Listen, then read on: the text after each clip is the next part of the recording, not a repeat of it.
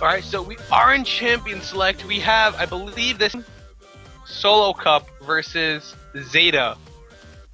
And we have not seen Zeta play yet, so we'll have to see how well they can do against Team Solo Cup. Looks like Gregbot, he is banning for them. They do ban out Morgana, while Zeta bans out Braum. So, Very nothing... support oriented. Nothing too crazy just yet. Maybe as we see it come out, Maokai, okay. Pretty Still, typical ban. Nothing. Something we haven't seen yet though is I would like to see a Zed or a Yasuo. We really haven't seen that at all today, if I'm not mistaken. Or Talon. Talon's. I don't think he's very useful. He's like a niche pick. If you need an assassin, you need to shut down a mid laner hard, then you pick him. But it's very easy to play against it if your team is coordinated enough. Tristana being removed, shocking. Even though she didn't do well last game. The hype was short-lived. We were excited to see Tristana. She didn't do well. She's not going to be given away again. The Jinx. Not too sure about that. My guess is they're looking to pick Lucian on the side of Team Solo Cup. That's one of the only reasons why I think that they would remove two of these hyper carries is if they're prioritizing a Lucian on their side. We'll have to see. They don't have first pick, so Gregbot does have the option of taking away Lucian from them if they had similar thinkings. And Trinamir, on the other hand, he's going to be taken away. That's not something you see. We usually saw that during the rise of AP. Alright. I mean, it makes sense. You don't want to jinx against Kog'Maw. That's just so annoying for him. You probably could have taken away maybe a Caitlyn as well, but no one really plays Caitlyn as much anymore. She's still a very strong pick, but you just don't see it as often.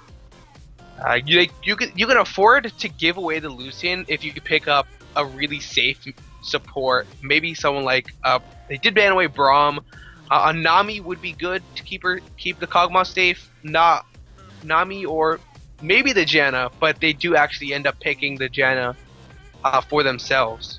That's a very bold move to pick Janna right off the bat, especially when you're facing up against the Kog'Maw, because now that leaves a lot of options open. Like Twisted Fate would be a great pick here. Jace, even those two in tandem would work very well. Nami would also be phenomenal because Nami can shut down a lot of what Janna does. And like you were saying, like the only way to counter Janna is to play a poke comp. And we'll have to see if Team Solo Cup. Only way. But easiest, probably the easiest. My fault. The easiest way to shut down a Janna is to play a poke comp, and they're starting it. So Karma there for the lane poke. They're probably starting to be a support Karma, and another way to negate a Janna in a way is to have multiple forms of engage and not use them all at once. But this is kind of cool. If they do lock in this Malphite, they have great engage and disengage. They can even use the Janna for engage as well. So could we see a Yasuo? Do they have Janna? And they have Malphite. Yasuo would make a lot of sense. A lot of sense in this. He would be the one tool that is really needed to try to stop that irritating poke at least for several seconds, and that could buy more than enough time for Zeta to come through and finally initiate. But it comes down to what is the priority, because at the moment I don't think it's going to be a Teemo locked in. They were talking about Gangplank. I doubt he's going to be locked in either. Ziggs would make a lot more sense. If this is a Ziggs, then even more reason to pick Yasuo. I don't think Arya would be the best choice. Ryze is okay. He can do fairly well against Malphite. That'll probably force Malphite to start with a flask and potions. Even a Vlad. A Vlad would be really good. Malphite can do very well against Vlad. That's the thing. Vlad can sustain enough. I would say Vlad can sustain enough against the Malphite. But if he brings Ignite instead, then he's not going to be helping his team much. The Rise, okay, the Rise does get locked in. I do think Okay. a Yasuo will probably be the best pick here. Either, oh yeah, I was gonna say Orianna, Fizz, or Yasuo would probably be the best three. They are gonna go with the safer of the three, and that's going to be the Orianna. And this is actually a very good comp on the side of Zeta. They have wave clear because Kha'Zix will be leveling up his wings most likely. Orianna is very good with the attack distance. It can get very mana intensive, but it's not the worst thing in the world. But now on the side of Solo Cup, they have a lot of late game under their belt. They have decent engage-ish. The only thing is Janna can shut down a lot that they have to offer. They also have a lot of poked. They have the Ahri Charm, and they have the Karma, and they also have the Kog'Maw's ultimate. So, but in terms of a poke comp, it's relatively minimal because Ahri's spells are not, the range is fairly poor. Kog'Maw's ult does quite a bit, but they're gonna have to give him blue buff if he's going to sustain that poke. And Karma, if she goes more supporty, her damage is going to really disappear very quickly. I have to see. The Rise pick, yeah, like as you're saying, the Rise pick is going to be good against Malphite. It'll force him to prioritize MR instead of armor, which will hurt his damage a bit.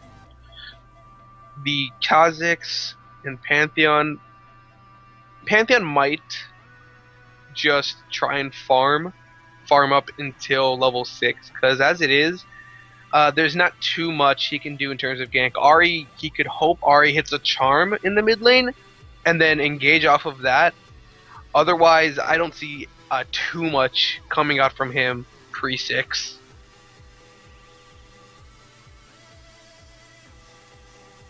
Alright, well, level 1s, my guess is we're going to have kind of a line of scrimmage, because yeah, there's some decent pick potential on the side of Team Solo Cup.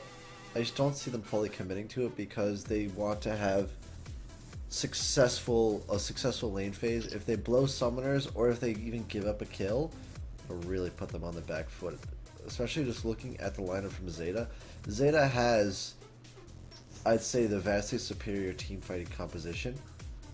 Whereas Solo Cup, they are going to be looking to have these weird skirmishes, like in groups of 2 and 3, or maybe even hunt for picks. I'm just surprised, like throughout the entire tournament, we haven't seen any sort of invade come out from anyone. So I'm just a bit surprised.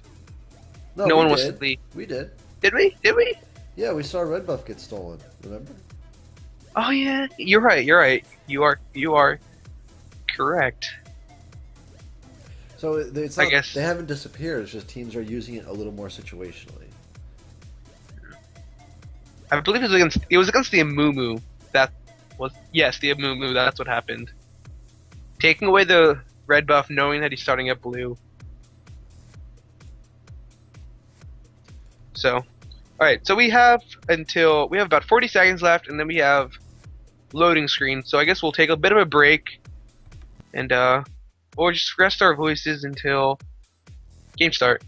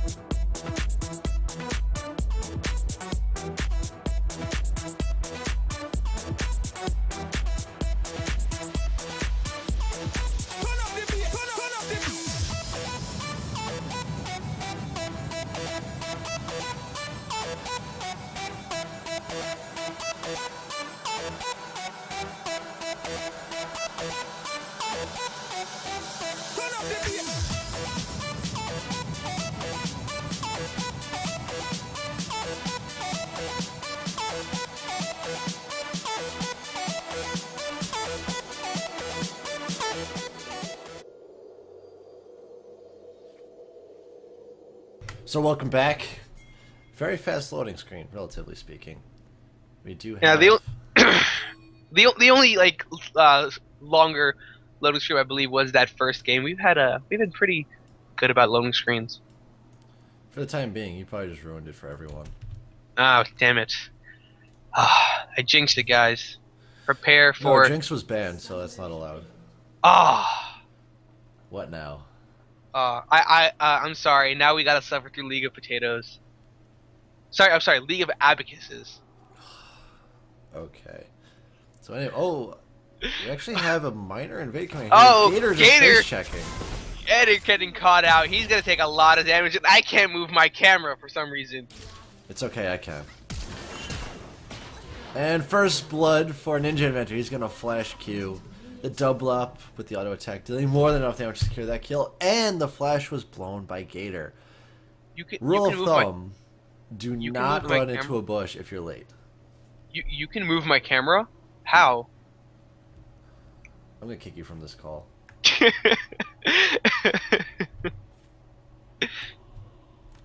So anyway, that's gonna be a nice little gold lead right off the bat for Ninja Inventor. And with the flash being down, Chicken Moo may be inclined to come to that lane a couple times, say hello, and maybe try to pick up another kill or two for the rest of his team. Oh, nicely spotted. That was very well done. So Captain Lax Sauce, it's a weird name, but I like it, and Lukiola, they had an inkling that there might be someone at the red buff. So drop the ward down, throw a command attack. They managed to spot out the Pantheon as well as the Rise. They were looking to steal away that buff. Alright, so both junglers are going to start at blue buff, and you know, we've seen this happen again and again. If you're on the blue team, you'll go and take the blue buff instead of red buff to try and get an early gank on the bottom lane. Against the Kog'Maw Karma, I'm not too sure about that. Excuse me. You're correct, it's Kog'Maw Karma. But this Karma has landed every single Q thus far. Even with the flash being down, still being hyper aggressive. And almost every single time Gator lands a Q, it's applying a slow, allowing Gregbach to get in range and try to churn out a couple of auto attacks, especially if they're empowered. So as we see there, he's trying to get the added range and the percent health damage. Oh, he's actually going to eat a tornado, be forced to back off. Luckily enough, Gator is there with the empowered shield, which tacks on a little bit of movement speed, so he can run away without getting blown up straight away. My apologies. I have a very caring grandmother. We'll tell her to stop caring so much. But she brought me tea. Any cookies with that tea? Maybe. I have Oreos next to me. Alright, you're killing me here. Now I'm hungry. So either way, the lanes are kind of going a little slow. The biggest trades are coming out in the bottom lane. Yeah, Gregbot. It's really back and forth. Yeah, Gregbot's taken pretty low. MF doing a bit of damage. Exhaust coming out on both the AD carries. Gregbot, though, he has to retreat. The heal comes out, but it's not too much because of the Grievous Wounds from MF. He tried to wait it out, but it just got too low that he had to use that heal. But now, Ninja Inventor, fairly low on mana, and Cinium is also very low on health. There it is. There's the flash. Ninja Inventor, he's taking solo. Flash from Gregbot's going to come in, and that's a kill. No flash on the Misfortune, so Craigfa takes full advantage of it, secures a kill for his Kog'Maw. Meanwhile, in the mid lane, Captain Laxos, he's taking so much damage from Thunder Chicken. Chicken Moo is there to provide some sort of interference. But now Craigfa, he's going to catch out Chicken Moo. And this is a 1v1 right there. Who's going to get the kill? Chicken Moo's so low, and the kill goes to Craigfa. That below 50% health guaranteed crit is so strong. So even though Kha'Zix had the initial advantage of Pantheon being isolated, Pantheon might be able to block a couple auto attacks and then get Cog low enough to get the guaranteed crit. Such an easy kill to pick up, and he gets a refresh on double buffs. So now Craigfa, he should be leapfrog toward level 6, and my guess is he's either going to be looking to focus mid or bot, but with Orianna being solo and Janna having substantial peel, he'd probably be using that Grand Skyfall on mid to get the Ahri rolling big time. You know, we saw how devastating Ahri has been in these past games, and I'm surprised that it hasn't been banned out yet. Ahri has been sure, it hasn't been the same teams, but like Ahri has just been so dominant in these games that I'm surprised that she's still being given away. Well, every now and then she does get shut down, but looks like Craigfa locking down, didn't use a stun just yet, knowing that he can hold off on it, and Captain Laxos falls to Craigfa. Yeah, with knowing that the flash on Orianna was down, he's just gonna simply waltz on up, and realizing that he is completely stuck, not gonna get out alive, Laxos decided to try to go toe-to-toe with Ahri, but by picking up a Chalice first, his combat stats are lacking big time. So he's not going to be able to get anything out of that exchange. Going to pick up a second kill for Craigfa. That Pantheon is going to be a monster in this early game. Meanwhile, quite proficient. He's doing Luciola, standing behind Luciola and the tower, so he knows he can get a bit of extra damage from auto attacks, and that's a very smart play right there. He knew, since Luciola didn't have minions to actually do damage to quite proficient, he could stand between Luciola and tower, get a couple of auto attacks off while he was waiting for cooldowns, and it's just those small things that help people push lane in their favor. Alright. Kha'Zix, though, Chicken Moo trying to make a play here. No isolation damage just yet. He did use the Q, and Chicken Moo taking so much damage from the minions, and he falls, and now Luciola needs to be careful. Ultimate comes out from him. One more Q. Flash does come out. There's the Q, picking up the kill, and Luciola is going to be able to get away. Meanwhile, in the bottom lane, MF taking so much harass from Karma. Exhaust comes off onto Gregbot. Grievous Wounds is there. Will the heal come out? It does not. It's still on cooldown. And now Gator, he's taking so much damage. There's the heal from MF. I'm not too sure about that. He didn't really need to use it. They were winning the trade. They were afraid of one more empowered Q from Karma, just destroying the Janna. Oh, Luciola, is he going to go down? Craigfa should have that kill, but no. Just barely out of range from the Aegis stun. Had he been level 6, he probably could have seen a dive. I think even without being level 6, he could have gone for it. It's just Malphite queued onto a creep and got a little bit of bonus movement speed, so he was just out of range from Craigfa. I'm sure that he was sitting on, like, mashing the W on his keyboard. Like, alright, go off, damn it. It's an easy kill. Just have to stun auto or stun Q auto. He would have, the Malphite, plain and simple, would have been low enough that he would just blown up. Actually, I'm actually surprised. Malphite delayed the back, and he decided to back in the bush. So I don't know what he was I don't know what he was scared of right there. There's no vision at all on his side of the map, so he was just playing it safe.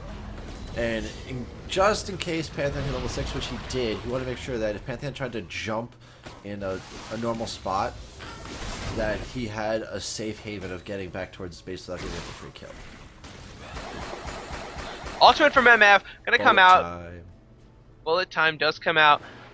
Not a lot of damage onto Gregbot. He's just gonna walk out of it and continue farming the bottom lane. MF and Janna, they're just gonna back off.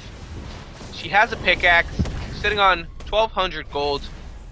What are we gonna see? She could sell Doran's and get a Brutalizer. She's gonna go for an Infinity Edge first. Yeah, Infinity Edge is not gonna get a Brutalizer. The way Misfortune works now is really cool. You actually have the option of maxing your W first, because your ultimate will scale off of how much damage your W can do. So those impure shots, if you can get that ranking up real fast with the on-hit damage, then you pop your ultimate, each stack that it does will just absolutely crush your opponent, and that W also scales with AD. It used to be AP oriented, yeah. But now not so much. Interesting. I did not know the W max was an option now. Yeah, most people don't play Misfortune, and typically you play her to be a lane bully and use the double up to get a ton of harass down. But if you are really looking to get into those mid-game team fights as fast as possible, rank up that W as soon as you can. Your AoE damage will absolutely crush. Alright, good to know. Kha'Zix was spotted out by Ward in the river, so... Oh, there it is. Ultimate from Craigpaw. But Chicken Moo is just going to jump away before anything else happens. And Gator coming in with the roam as well, just to provide a bit of extra backup. And Craigpaw, he needs to be careful. Craigpaw wants to protect this ward so badly, but he really can't. Shockwave comes out, and another missed Shockwave. Craigpaw jumping onto Captain Laxos, and he is going to fall. It looks like Curse of the Oriana has returned. Charm onto Laxos. Gonna put him a bit low, but there's a knockup from Janna. Bullet time comes in. Chicken was gonna pick up that kill, and now Thunder Chicken has to use the Spirit Rush to back go off. Still no teleport from Lucaiola. He has Unstoppable Force ready, but his team Thunder is Chicken trying to stay. Thunder Chicken has no mana. Thunder Chicken has no mana, and there comes the roam from Gregbot. He flashes the knockup. He's trying to pick up a kill onto Captain Laxos. The ultimate misses. He's trying to get vision at this point. If he can do any bit of damage, it will assist his team, but none of that's going to happen. So flash down on Kog'Maw, and he got nothing from it. That's going to be very rough, because now Lucaiola essentially has a huge opportunity to get off an Unstoppable Force, very clean, and get that pick on the Kog'Maw. And what should have happened there after the pick onto Craigpaw was Zeta should have just turned right on the Dragon, because there's no smite threat. Lucaiola still has teleport and Unstoppable Force ready, but instead they just decided to sacrifice a couple extra kills. Well, talking about Lucaiola, he did get ganked. Well, not so much as a gank, as in he was dueling Craigpaw when Quite Proficient showed up. They put a bit of damage on him. He's at half health now, so he's gonna have to play a little bit safer against Proficient. As we can see, actually, he's going for an AP build.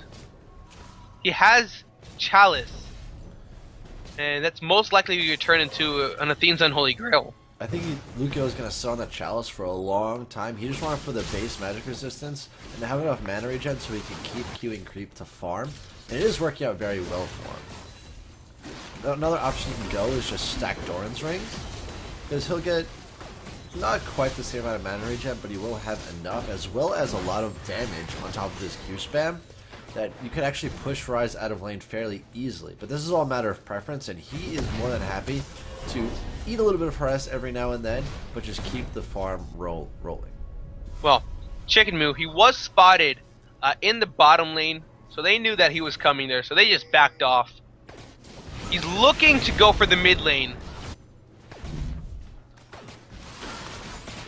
Ooh, Gregbot eating that double up right there, and harass from the jump. Karma is not there. He needs to be careful. There goes bullet time, and the kill will go to Ninja Inventor. He played way too aggressively, on even knowing that Gator wasn't there to assist him. You cannot play aggressive as Kog'Maw against a Janna or anyone that has fight control, especially when your flash is down. Everyone saw him blow his flash to try to pick off Captain Laxos, and because of that, Ninja Inventor said, okay, I'll take the free kill, and it's like, alright, I'll use my bullet time, and there we go, another kill under my belt. So 3-1-1 on a Misfortune. Infinity should be completed by the time he heads back. Ari is showing up to try to add a little bit to the party, but nothing should come of this at all. She actually could get pinced. Pincer? No, it doesn't look as though that's going to happen. Chicken Moo getting caught out. The charm comes out, but he misses the Q. Interesting jump. Ooh, nice shockwave on the Craigpaw. He's taken so low. The charm comes out, gonna keep Craigpaw alive, but he's going to fall to the Misfortune. Charm again on the wrong target. That's the Janna right there. Knockup doesn't come out. She doesn't have Spirit Rush. And Chicken Moo, he needs to be careful. Now it's Gator. This, I believe this is Team Solo Cup. They're going in one at a time, and they are paying for it. Dragon is up. Dragon's been up. No one's contested it quite yet, and they're still not going to go for it. So just about 15 minutes in the game, no motion towards Dragon in the slightest, really. Quite proficient on Rise. He's got a level discrepancy. I think that's purely based on him teleporting into fight. All the while, Lucaiola had his way with free farming. And as you can see, slowly and slowly, Luke Iola is just taking less and less damage from this rise. He's fine. He's picked up a chain vest, so that will help him in terms of auto attacks and creep damage and his own damage. That's true. But another thing that's keeping Proficient back a little bit, he picked up a Negatron cloak before he completed his Rod of Ages. So he's afraid of the Malphite damage, and rightfully so. But this is going to delay his Rod of Ages being completed, and then the stacks to follow. There it is. Ninja Inventor using the ultimate, not going to be able to pick up the kill. Meanwhile, Pandan was there to pick up a kill on to Siminum. Wait a second. Did Craigfog just get knocked back by Siminum's ultimate, but it didn't go on cooldown? I almost want to revisit that. Do you mind checking that for me? Or did he jump to a creep?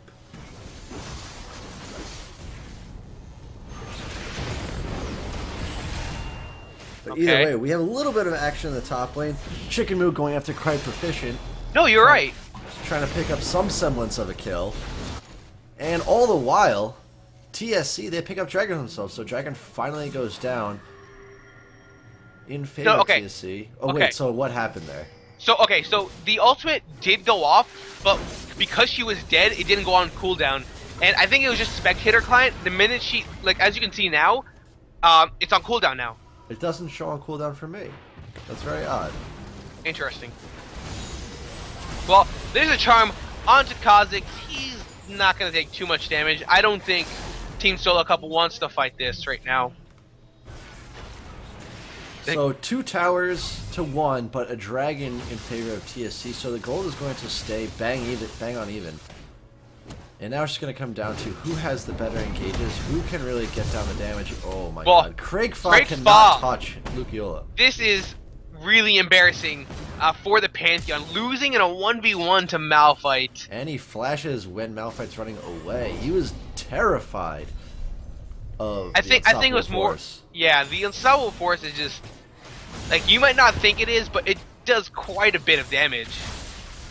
Well, and also the knockup, it buys Malphite enough time to get off a couple auto attacks and his remaining abilities. So rightfully so, he was probably thinking that the Malphite was trying to bait him by running away and then just, oh, I'll run away, and then nope, Unstoppable Force right on your face, you're dead. It just sucks to lose a flash like that when Malphite was just legitimately running away. And as you can see, the shield from Janna is so strong, not even popping as Karma tried to put the harass on Malphite.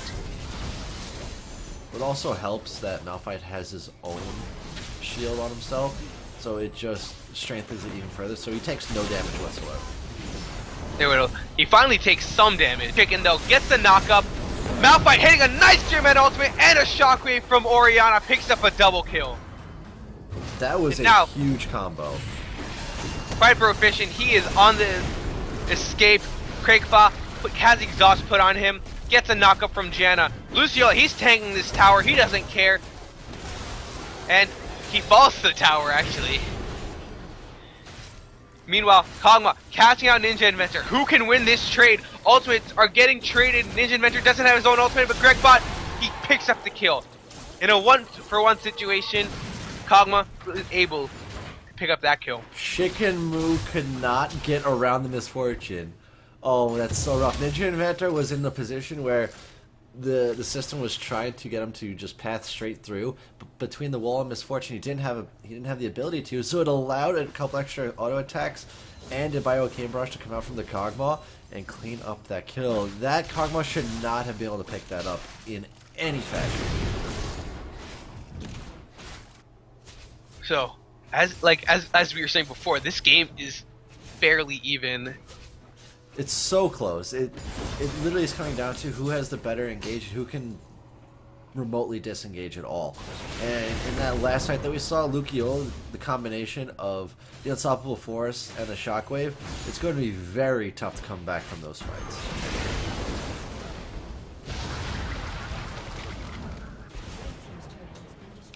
But now a second tower for TSC. So they have a little bit better objective control at this point in time. They got the gold lead closer to even than it was just previously. And it's just going to be a back and forth fight until one team really starts to break away. And at this point in time, from what we're seeing, oh wow, a third tower now for TSC. Yeah, that tower was already low, from all the pounding it took from Team Solo Cup. It was already low, but you can't allow a team to pick up towers consecutively like that. You need to respond in some way, shape, or form. You cannot give up a top tier 1 tower that was not terribly low, and then allow them to group mid and to take it unpunished. So, Miss Fortune, she roamed to the bottom lane to stop the push from Craigfa. There's a charm onto Kha'Zix, and he's just going to jump away. They probably could have set up and engaged. If MF had stayed in the mid lane, that would have allowed Luciola to get a nice ultimate onto 3 members. Shockwave would have come up, and they could have continued pushing mid lane and pushed their advantage. Sure, Craigfa was pushing bottom lane, but he most definitely would have tried to help his team, and in that time, you could have easily bursted down the members of Team Solo Cup, gotten the advantage, and even if he had pushed a tower down, you would have gotten so much more. Alright, so in terms of where these items are going, Orianna is pretty huge. She has an Athene's over the Ahri, but Ahri does have Sorcerer Shoes, Double Dorans, so it's 6 of one, half dozen of the other at this point in time. Orianna is going to succeed in the mana regeneration war. And in terms of the assassination game, Ahri, it's weird because she doesn't have the DFG, and DFG would make more sense in terms of the way she built right now. But at this point in time, she's just going for more like consistent utility damage. Well, Craigfa getting caught out again by Malphite, and he is going to fall. That kill goes to Ninja Inventory, and now Gator, he's been caught out. There's a seismic shard on him. Slows coming left and right. There's a nice 2-man ultimate from Malphite. Shock Blast. Shockwave hasn't come out just yet. Ninja Inventor using the bullet time to pick up a kill onto Kagwan. No, it goes to Simium. Quite brilliant, quite proficient. Has died to Luciola. They're going to go for a Baron. They're going to have the advantage. Taking the Baron, they're going to go back, and they could set up a siege in the mid lane. Same shit, yeah, there goes the Monsoon. Going to heal everyone up just enough so they can clean up this Baron. And this is the breaking point, I'm pretty sure. Zeta blow the door off its hinges, it's wide open. Now it's just a matter of they need to go back and pick up their new items. Oh, wait a second, what is happening here? That's a Craigfa jumping in onto all 5 members, and that was a last-ditch effort. That's all that was. They tried to make something out of nothing, and if it worked, it may have given TSC an opportunity to come back in this game, but now that should be the nail in the coffin. I mean, he should have expected it to be down already. I don't know what he expected. They knew that it was already down. It was more of they were trying to keep Zeta from going back to buy before they picked up their new items, because all their abilities are on cooldown more or less. They were fairly low on health and mana, so if they can get a pick there, it would be great. It would have potentially allowed for TSC to push a tower or two, but now that that option's off the table, Zeta should be able to just crush through wherever they want. They could dive very easily, to be honest. With the Janna shield, Malphite having some health and armor, he can take up more than enough shots and allow his team to just roll through. So Dragon was up, so they could have taken Dragon actually while Zeta was taking Baron, but they left it up. Zeta is going to scoop up this Baron without any sort of resistance, and this gold lead is still going to start this gold lead is going to keep increasing. Well, the thing is, yes, TSC had Open Dragon to pick up, but it's more of a consolation prize than anything. That one Dragon would not have made any dent whatsoever in the raw difference at this point in time. And Thunder Chicken trying to Spirit Rush away. He's going to get caught. Easily go down. It's not enough. He's going to fall. Who's it going to go to? That's the question. It goes to Captain Laxoth, but Rise is there to try and pick up a kill. Keeping the Kha'Zix alive. That was so good. But Craigfa, he had his ultimate back up, ulting in the middle of the team. There comes the ultimate They're not dying. From Luciola. And now Craigfa, he's on the engage. The ultimate there to pick up that kill. Karma falls, and now Luciola getting the slow onto quite proficient with the speed boost. He's gonna catch up. Seismic Shard should be back up fairly soon and quite proficient. He cannot get away. There are so many slows on Team Zeta. And this is going to be an ace for them. Luciola's just gonna be tanking that tower. Gonna allow Zeta to push down the first tower. Are they gonna keep pushing? They will. Luciola, he shouldn't be tanking. You have minions. He has Baron buff. He doesn't care. That's a lot of damage out of Ari, though. It is, but it's not enough. It probably won't be enough for quite some time. So that's the first inhibitor of the game. Going in. Oh, nice pick onto Captain Lexos. Not going to go down, though. Spirit Rush is not available. Ari, he's going for Rylai's. That is very interesting. It could also just be a giant spell for tanking, but I do think that you're correct in the fact that he's going for Rylai's. It will add a little bit more fight control that Ari can stay alive a little bit longer, but when you're getting 100 to 0 in an unstoppable force, an extra 300 health or 500 health once you complete the Rylai's, it's not going to make that much of a difference considering how far ahead your opponents are. Like Orianna has Deathcap, Zonias, and Athene still sitting on tier 1 boots because why not? You're not dying. You're 6-2 and 12, and your team has so much utility that you really should never get picked anyway. Oh my god. Janna picked up the item that every single pro said it was trash. She's picked up the Ardent Sensor. This is going to be a fun game. The extra attack speed gonna be put on MF as every time she shields. It also works on towers. And her towers too. This is actually pretty cool because you can get a friendly Janna with an Azir, and Azir can use his passive. Janna can shield it, and the Azir passive can wave clear pretty decently. That is great. But anyway, there's no way you can contest this tower pushing. Luciola, he's just running straight at towers without creep. He does not care. His passive is finally blown after the 6th tower shot. If he's just gonna face tank a tower for that long, there's no way the enemy team. But Simeon taking so much damage. There comes the Monsoon to keep herself alive, and there's an ultimate shockwave from Captain Laxos and Luciola, picking up 2 kills. Orianna gonna take both of those. They're gonna be pushing down this bottom inhibitor tower. Craigfa, he cannot stay in the front line anymore. He's taking so much damage. Bullet time coming out, not doing as much damage as I would hope it would. Luciola, he survives. He's so low at this point though. Chicken move, getting the reset, gonna kill Kog'Maw, picking up that call, and Luciola falls to the Kog'Maw Cathian surprise. Well, Malphite did his job. He tanked 2 towers, 3 members of an enemy team, and then finally went down to a Cathian surprise. I'd say that's a job well done. This is going to be the first Nexus tower going down to get eliminated. There it is. Captain Laxos hitting a charm and he falls. Simium, he is so low. Thunder Chicken, he doesn't have another charge of Spirit Rush. And then Ninja Inventor, he's going to pick up that kill. Exhaust is on, so he's not going to be able to pick up a kill onto Gator. The double hit, the double up picks up that kill. Ninja Inventor, he needs to be careful. He falls to Kog'Maw. Craigfa trying to engage onto Chicken Move. The knockup from Janna is going to keep him alive. So the Nexus is completely exposed. Teleport is not available on Luciola, but he really couldn't even do too much to the Nexus anyway, considering his build. But 2 inhibitors being down at this stage of the game, and look at the items. Oh, wait a second. I thought Gregbot was about to go down to creep. That would have been terrible. But instead, he'll be just fine with the lifesteal that he has under his belt. But with the amount of creep that are pushing in, how much map control that Zeta has, TSC, they're looking worse for wear. It's not looking good. They don't even have, like, the thing is, they don't even have to push to the top lane. That middle inhibitor, sure, it's gonna come up. It'll come up fairly soon.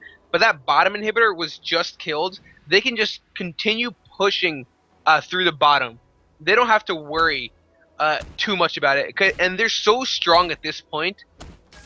They can essentially just mow through them. Let them just try and put you down. Luciola is so tanky at this point. He can frontline the entire enemy team. So this is easily going to be a free Baron. I cannot see TSC contesting this at all. They do have a general idea as to when it came back up. Well, actually, it should show on their map when Pantheon jumped in. So they do know that it's up, just a matter of can they contest. And there it is, a nice unstoppable force and Shockwave combo, picking up 2 kills right there. Thunder Chicken just using Spirit Rush to get away. And this is going to be the win. 2 members are dead. Thunder Chicken, he's on the escape. He's actually going to fall to Ninja Inventor. Pantheon using his ultimate somewhere. He went mid lane. Why not? And there goes Gregbot once again. 462. Actually, he was doing pretty well for himself. It's just his team cannot keep up with the amazing engage and disengage that his team has to offer. So that's going to be a win for Zeta. They're going to take this game very convincingly. And what do we have next on deck in terms of games, Desi? Earth to Desi.